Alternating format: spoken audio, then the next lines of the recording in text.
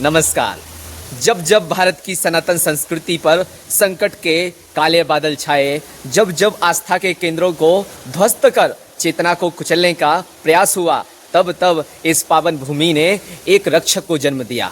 ऐसा ही 18वीं सदी का वो कालखंड कुछ अलग था। एक तरफ अपनों को खोने का असीम व्यक्तिगत दुख था और दूसरी तरफ बिखरता हुआ साम्राज्य था।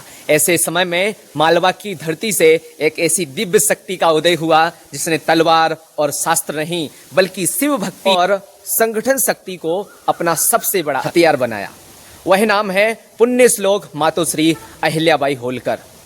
अहिल्याबाई का आध्यात्म कोई पलायन नहीं था, उनका आध्यात्म कर्मयोग था। उन्होंने महलों के ऐसो आराम को त्याग कर खुद को शिव अर्पित कर दिया। होलकर साम्राज्य का जो भी निर्णय होता, जो भी राजकोष का धन होता, वह उनका नहीं था। यह राज्य मेरा नहीं है, यह धन मेरा नहीं है, मैं तो केवल महादेव की एक दासी हूँ, उनकी धरोहर की रक्षक हूँ। प्रजा का हर अंश महादेव का प्रसाद है, इसलिए हर राजकीय आदेश पर हस्ताक्षर मेरे नहीं श्री शंकर के होंगे। जी हाँ, उन्होंने अपने राज्य की कमान साक्षात देवादिदेव महादेव के हाथों में सौंप दी। उनका शिव योग ही नहीं, उनका राजयोग बन गया।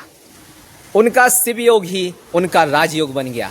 एक महिला जो विधवा थी, जिनके अपने पति, ससुर और इकलौते बेटे को खो दिया, लोग सोचते थे वह टूट जाएगी, लेकिन शिव की शक्ति जिसके भीतर हो उसे कोई तोड़ नहीं सकता। अहिल्याबाई ने अपनी अद्भुत संगठनात्मक क्षमता का परिचय दिया। उन्होंने पुरुषों के वर्चस्व वाले काल में अपनी महिला सेना वुमन विंग तैयार की। भीलों और स्थानीय जनजातियों को जिन्हें बागी समझा जाता था, उन्हें संगठित कर मार्ग पर रोड टैक्स वसूलने और सुरक्षा का जिम्मा दिया। उन्हें समाज की मुख्यधारा से जोड़ा। न्याय ऐसा कि सगे संबंधियों की गलती पर भी कानून नहीं बदला। उनकी प्रशासनिक दृष्टि इतनी सटीक थी कि पेशवा से लेकर अंग्रेज तक उनकी कूटनीति का लोहा मानते थे।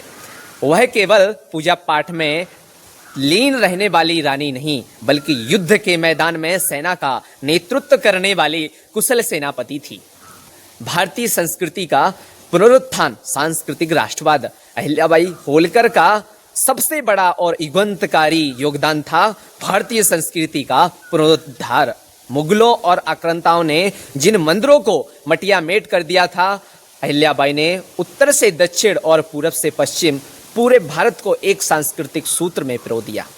काशी विश्वनाथ का भव्य मंदिर बनवाया, सोमनाथ के मंदिर का पुनर्निर्माण कराया, केदारनाथ, बद्रीनाथ, जगन्नाथ, पूरी द्वारका, अयोध्या और गया घाट धर्मशालाएं, कुएं और अन्य क्षेत्र बनवाए।